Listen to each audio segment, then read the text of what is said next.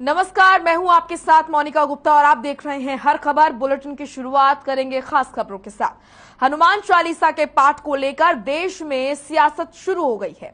वैसे तो इसकी शुरुआत महाराष्ट्र से हुई, लेकिन अब इसकी आग दिल्ली तक पहुंच चुकी है। दरअसल एनसीपी नेता फहमीदा हसन ने गृह मंत्री अमित शाह को एक पत्र लिखा है, जिसमें मांग की गई है कि उन्हें पीएम आवास पर हनुमान चालीसा पढ़ने की इजाजत दी जाए। ये रिपोर्ट देखिए।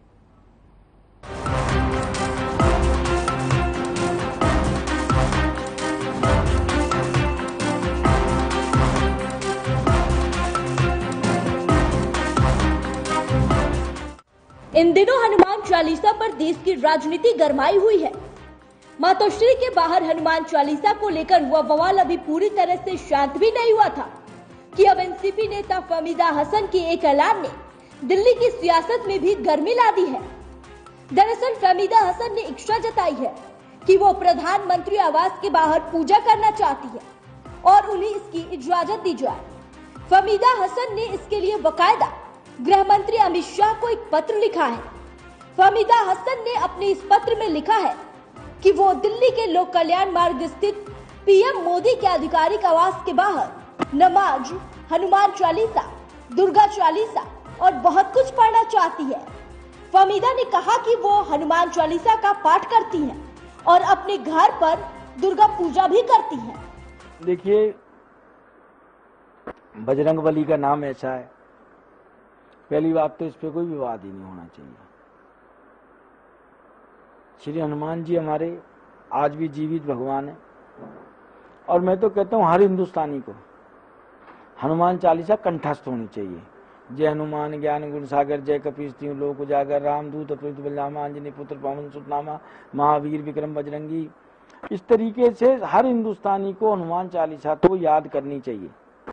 हनुमान चालीसा के अंदर सबसे अच्छी बात यह है कि आप देखेंगे आज जो प्रोग्राम चल रहे हैं ना, पर्सनैलिटी डेवलपमेंट प्रोग्राम,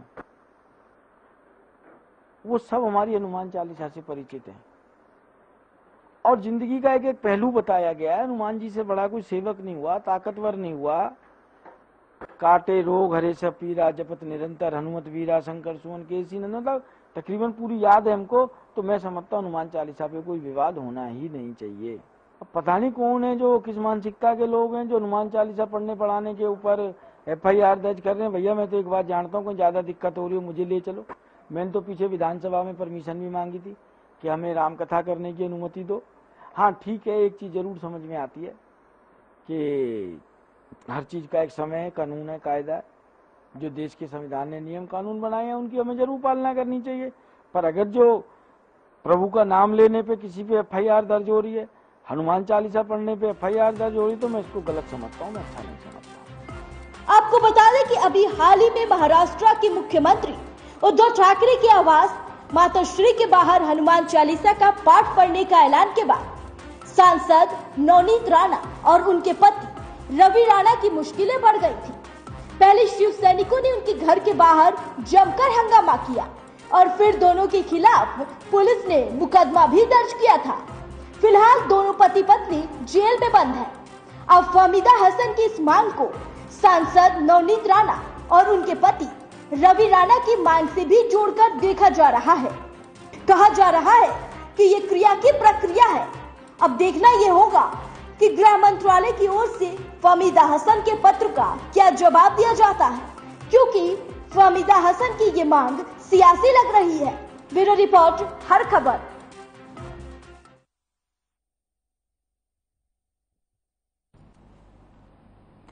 आम आदमी पार्टी हरियाणा में भी अपना संगठन मजबूत करने की कवायद में लगी है। दरअसल महेंद्रगढ़ जिले में लगातार लोग आम आदमी पार्टी का दामन थाम रहे हैं।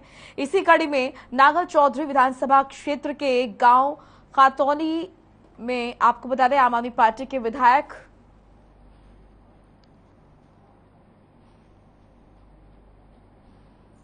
नरेश यादव और चेयरमैन यहां पर ओबीसी प्रकोष्ठ दिल्ली सरकार जगदीश यादव पहुंचे और रिटायर्ड फौजी विक्रम यादव को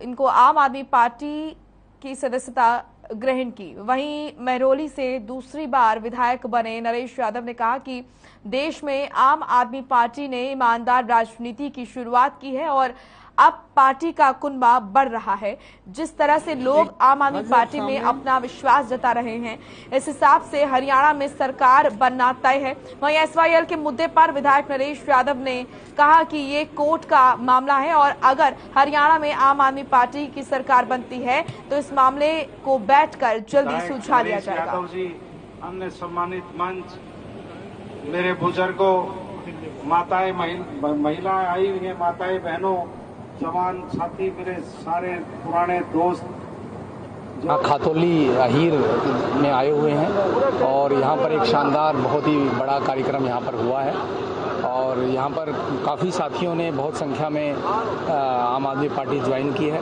आम आदमी पार्टी जिस तरह से दिल्ली में काम की राजनीति, ईमानदारी की राजनीति की शुरुआत करके पंजाब तक पहुंची और पंजाब में एक इतिहास रचा, 117 में से 92 सीट्स आई, उसके बाद से लगातार हरियाणा के अंदर एकदम से तूफान सा आ गया है। लोग आम आदमी पार्टी की तरफ बढ़ रहे हैं, आम आदमी पार्टी पे लोग विश्वास कर रहे हैं।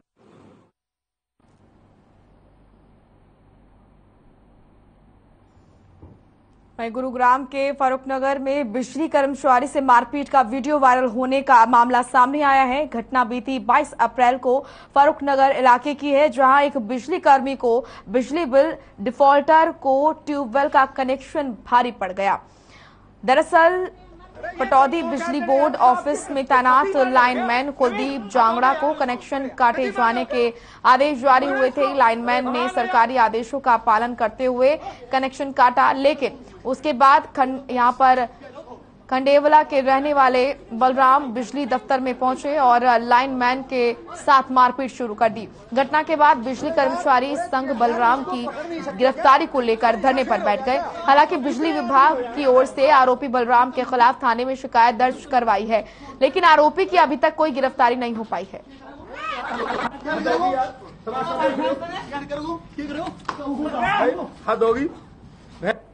ये एसडीओ बिजली बोर्ड की शिकायत पे हमारे फारूकनगर थाने में एक हमने एफआईआर दर्ज की है, जिसमें उन्होंने बताया है कि उनके 2 एएलएम सतीश और महेश हैं, जिनके साथ एक बलराम नाम के व्यक्ति जो खंडेवला गांव का ही रहने वाला है, उसने बिजली बोर्ड के ऑफिस में जाके उनके साथ बदतमीजी करी, मैन हैंडलिंग की और इस तरह की जान से मारने की धमकी दी, जिसके संबंध में हमने केस रजिस्टर करके इन्वेस्टिगेशन स्टार्ट की। हद होगी यार, तमाशा देख रहे। अरे हद होगी भाई, अरे ये तुम 2-4 जने यार स्टाफ के कति मारे हो गया। नवीन हद हो गया यार, कति मारे हो गया। वहीं हिसार एसटीएफ की टीम को बड़ी सफलता मिली है। मामला राजगढ़ रोड पर स्थित सीआर लॉ कॉलेज के पास का है, जहां एसटीएफ ने बीते दिनों हुई यूनियन बैंक डकैती मामले में 5 आरोपियों को गिरफ्तार किया है। साथ ही आरोपियों के पास से लूटे गए 16,19,000 रुपए में से 2.50 लाख रुपए भी बरामद किए हैं। इतना ही नहीं, एसटीएफ ने सुरक्षाकर्मी की छीनी गई बंदूक भी बरामद की है। एसटीएफ और हिसार के एसपी की माने तो यूथ कॉमनवेल्थ गेम में सोना जीतने वाले खिलाड़ी सोनी छाबा ने अपने साथियों के साथ मिलकर डकैती को अंजाम दिया। जानकारी के मुताबिक सोनी छाबा जूडो का इंटरनेशनल खिलाड़ी है और फिलहाल आईटीबीपी में सिपाही के पद पर तैनात है। वहीं आरोपियों को अदालत में पेश कर 8 दिन के रिमांड पर लिया गया है।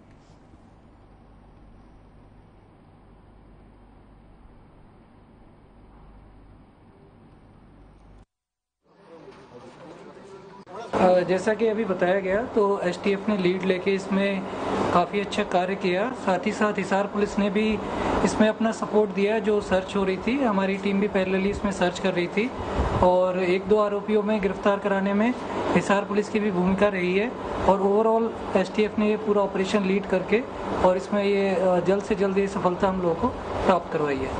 दिनांक 18/4 को करीब दोपहर 12-12:30 बजे करीब यूनियन बैंक ऑफ इंडिया में, जो कि आजाद नगर स्थित है, वहाँ पे एक डकैती की घटना को अंजाम दिया गया था, जिसमें करीब 17 लाख रुपए पिस्टल पॉइंट के ऊपर बदमाशों ने छीने थे और जाते हुए जो वहाँ पे मौजूदा बैंक का गार्ड है उसका वेपन भी साथ ले गए थे। इस टीम में की इन्वेस्टिगेशन डीजी साहब के द्वारा एसटीएफ हिसार को मार्क की गई और आईजी एसटीएफ श्री सतीश बालन जी के कंटिन्यूसली मॉनिटरिंग में हिसार यूनिट की टीम ने एसपी हिसार और उनकी टीम के सहयोग से 5 क्रिमिनल्स को भी इसमें अरेस्ट किया है, एक्यूज को इसमें अरेस्ट किया है, जिन लोगों ने इस घटना में अंजाम देना अपना कबूल किया है, जिनके नाम है, जो उसका मेन गैंग लीडर है उसका नाम है सोनू सन ऑफ जगदीश, ये जींद जिला का रहने वाला है।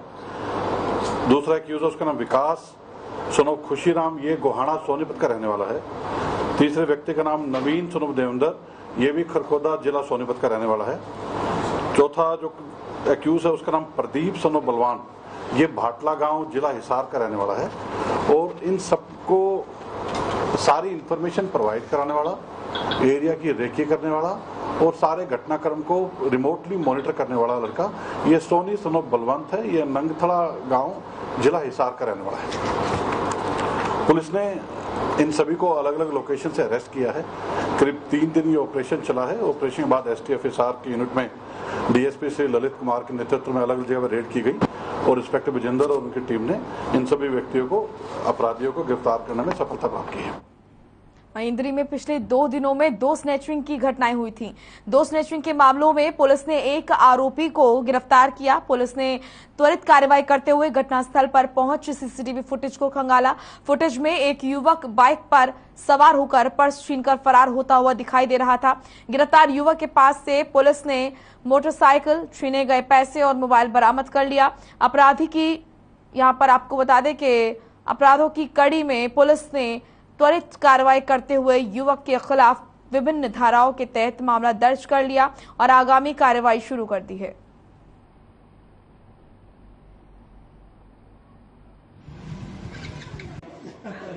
इस तारीख को सूचना प्राप्त हुई थी कि मामकौर और रमनीत कौर 2 लेडीज हैं और इनसे पर्स छीन लिया था और पर्स में कुछ पैसे और मोबाइल फोन थे और एक नौजवान लड़के ने इस पर्स को छीन लिया था। इस सूचना पर हमने एफआईआर दर्ज की थी 305 और 306 नंबर और इसमें पूरे भरसक बर्तन के बाद आरोपी प्रवीण कुमार को गिरफ्तार किया था। प्रवीण कुमार जोड़ माजरे का हेड लगाई और इससे मोबाइल फोन और मोटरसाइकिल बरामद की।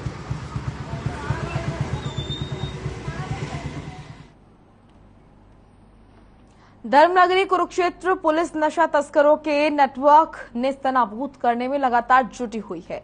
इसी कड़ी में CIA 2 की टीम ने चेकिंग के दौरान 5 क्विंटल चूरापोस्त बरामद कर 2 तस्करों को गिरफ्तार किया। पुलिस अधीक्षक डॉक्टर अंशु सिंगला ने बताया कि CIA 2 ने नशीले पदार्थों की तस्करी पर नकेल कसते हुए चेकिंग के दौरान एक कैंटर को रुकवाया जिसमें 2 आरोपी सवार थे और जांच पड़ताल के बाद 5 क्विंटल 15 किलो चूरापोस्त रखने के आरोप में 2 तस्करों को गिरफ्तार किया गया और अदालत में पेश किया गया।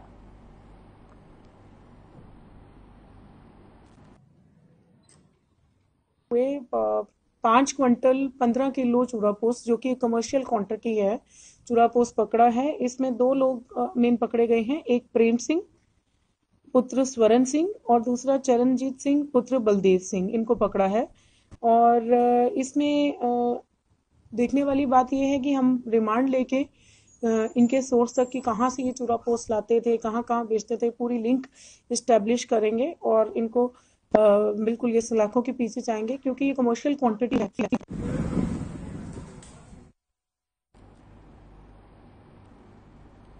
वहीं कुरुक्षेत्र आयुष विश्वविद्यालय के भावी डॉक्टर्स की हड़ताल पिछले करीब 1 हफ्ते से जारी है। आपको बता दें कि यहाँ पर स्टाइफंड की मांग को लेकर BAMS डॉक्टर अलग अलग तरीकों से विरोध कर रहे हैं। इसी कड़ी में अब डॉक्टरों ने फलों की रेहड़ी लगाकर फल बेचे। इसमें पहले प्रदर्शन कर रहे मेडिकल छात्रों ने झाड़ू लगाकर, जूते पॉलिश कर और रिक्शा चलाकर भी अपना विरोध दर्ज किया। इससे पहले ये तस्वीरें देखी गई थी। इनका कहना है कि जितना स्टाइफंड सरकार दे रही है उससे कहीं ज्यादा कमाई तो सब्जी या फल बेचकर की जा सकती है। देखिए मीठा आम, पीला आम, मीठा आम, पीला आम 40 रुपए किलो, 40 रुपए किलो ले जाइए, ले 40 रुपए किलो। हाँ जी, हाँ जी, ले जाइए। बच्चे में हंसे ना।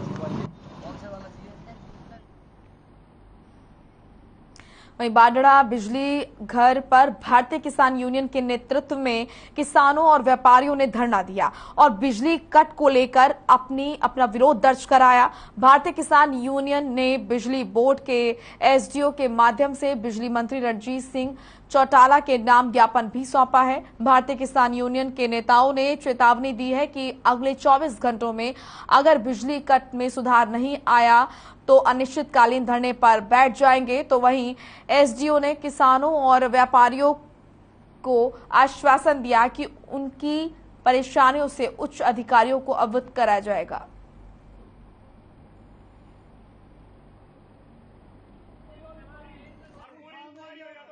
मैं आज बिजली के कटों और शेड्यूल के गलत चलाने के विषय में हमने बारडा पावर किसान भवन से चलकर बारडा पावर हाउस में पहुंचे। वहां नारेबाजी की, रोष प्रदर्शन किया। अधिकारियों को बुलाने के लिए हम यहाँ पर बैठे हुए हैं। जब तक अधिकारी नहीं आएंगे हम यहाँ धरना देंगे और एसडीओ के माध्यम से बिजली मंत्री को ज्ञापन देंगे। या तो 24 घंटा में हमारा समाधान हो जाना चाहिए, वरना हम बहुत बड़ा आंदोलन करने पर मजबूर हो जाएंगे। उसका सरकार जिम्मेवार होगी। आज का जो ज्ञापन दिया गया है वो ज्ञापन बिजली के कटों के बारे में था कि किसान को बिजली मिले पूरी 8 घंटा शेड्यूल के हिसाब से। वो एसडीओ बारडा बीमार चल जाए, छुट्टी पर था। एसडीओ जो ज्ञापन दिया है और एसडीओ जल्दी समाधान करवाने का आश्वासन दिया है। अगर जल्दी समाधान नहीं हुआ तो 2-3 दिन का बीच में टाइम देगी और फिर परमानेंट धरना शुरू किया जाएगा। यहाँ के जो एसडीओ साहब हैं बारडा से, वो आज छुट्टी पे हैं, बीमार हैं, जिसकी वजह से आज मेरी ड्यूटी लगाई गई है। किसान यूनियन से जो ज्ञापन दिया है वो दिया है मैंने। ये पावर सप्लाई की जो क्राइसिस चल रहे हैं और ये 3 ग्रुप में बिजली करवाना चाहते हैं, यहाँ कोई है समस्या इसकी, तो इस मामले में अभी उच्च अधिकारियों से बात हुई है और वो जल्दी इसका निदान करवाने की कोशिश कर रहे हैं।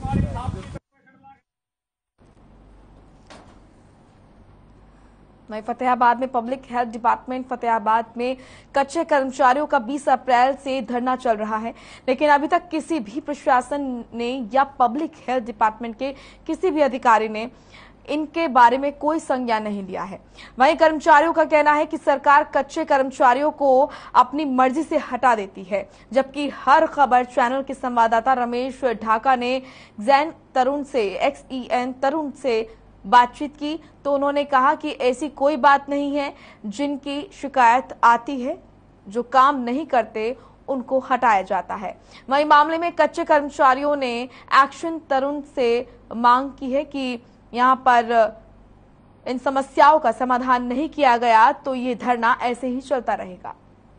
जो कच्चे कर्मचारी हैं वो लगातार जो है 20 तारीख से धरने पर हैं। आज उनको 5 दिन हो चुके हैं। उसी को लेकर के एक्शन साहब से भी अभी रूबरू होंगे कि इनकी क्या समस्या है। जहां तक उन्होंने कहा है कि सैलरी उनको जो है 5 महीने से नहीं मिली है और ऐसे में अपना घर का चूल्हा चाकी चलाना कितना मुश्किल होता। एक्शन साहब लगातार धरने पर बैठे हैं 20 तारीख से, क्या 1 मिनट ले लेंगे? हाँ नमस्कार जी। धरने पर बैठे हैं 20 तारीख से लगातार कर्मचारी, सैलरी 5 महीने नहीं मिली, जबकि अगर बात करें तो 1 महीने से अगर तनख्वाह ना मिले तो कैसे क्या हालात हो जाते हैं घर के, क्या कहेंगे इसके बाद?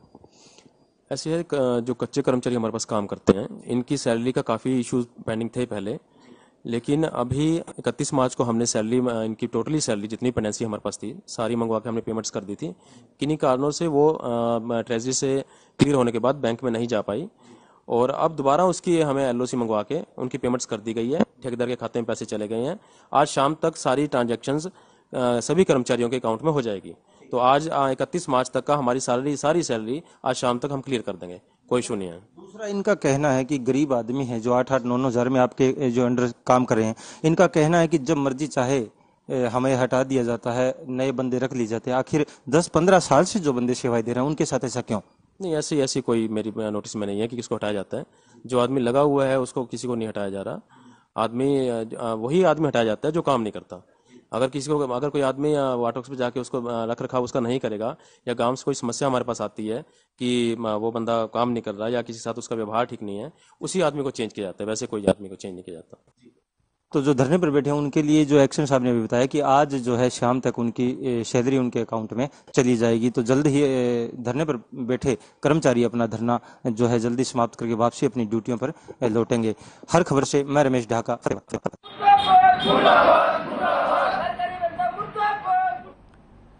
वहीं भारतीय खाद्य निगम के मंडल कार्यालय हिसार के बरवाला में खाद्य संग्रह भंडार में एक सेमिनार का आयोजन किया गया। सेमिनार में प्रदेश के उप महाप्रबंधक प्रदीप सिंह और सहायक महाप्रबंधक DR नंदा ने शिरकत की। कार्यक्रम में प्रधानमंत्री गरीब कल्याण अन्न योजना और राष्ट्रीय खाद्य सुरक्षा अधिनियम के बारे में विस्तार से जानकारी दी गई। इस दौरान उप महाप्रबंधक प्रदीप कुमार ने FCI की कार्यप्रणाली, गोदामों की स्थिति और अनाज के रखरखाव का निरीक्षण किया। साथ ही पत्रकारों से बातचीत करते हुए उप महाप्रबंधक प्रदीप कुमार ने बताया कि किसानों को न्यूनतम समर्थन मूल्य और उपभोक्ताओं को अनाज मुहैया करवाने के लिए भारतीय खाद्य निगम का गठन किया गया है। देश के विकास में भारतीय खाद्य निगम का महत्वपूर्ण सहयोग रहा है।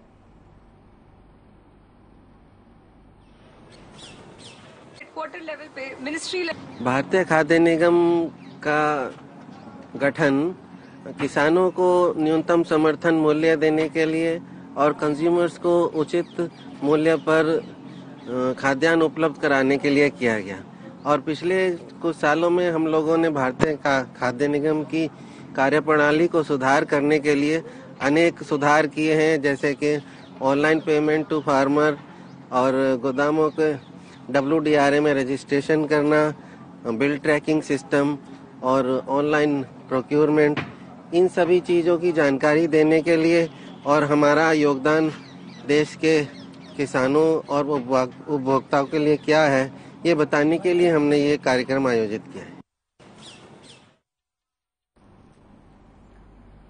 रेवाड़ी जिले के गांव टांगड़ी में प्राथमिक स्वास्थ्य केंद्र का यहां पर निक्षय दिवस मनाया गया। आपको बता दें कि वहीं PHC centre incharge doctor Vinita ने टीबी को हराने का संकल्प दिलाया। उन्होंने कहा कि कोरोना संक्रमण काल में टीबी के मरीजों को सजग और सतर्क रहने की जरूरत है। हेल्थ टीम टीबी मरीजों से संपर्क कर उन्हें टीबी की पूरी जानकारी और समुदाय के बीच जाकर टीबी के कारण, लक्षण और उपचार पर जानकारी देती है। इतना ही नहीं, स्वास्थ्य केंद्रों पर नुक्कड़ नाटक और बैनर प्रदर्शनी और इसी के साथ माइकिंग जैसी गतिविधियों को किया जाता है। इस योजना के तहत मरीजों को उचित पोषण के लिए यहां पर 500 रुपए हर महीने दिए जाते हैं। ये राशि लाभार्थी के खाते में सीधे पहुंचती है।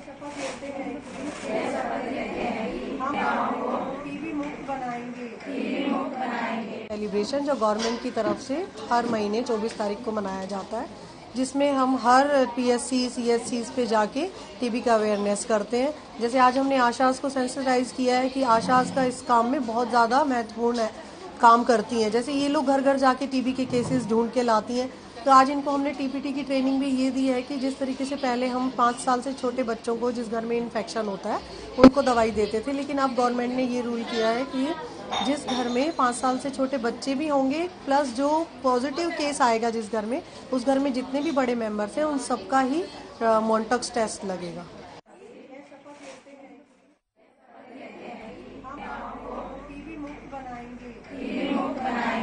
हम हर संभव प्रयास करेंगे टीबी की पहचान करने में कोई घर ना छूटे, जो इलाज है वे अपना पूरा इलाज। स्वास्थ्य केंद्र पर निक्षय दिवस मनाया गया और यहाँ पर ये प्रण लिया गया कि देश से, प्रदेश से टीबी की बीमारी को जड़ से खत्म करना है, लोगों को जागरूक करना है। चलिए फिलहाल इस बुलेटिन में इतना ही। आप देखते रहिए हर खबर। नमस्कार।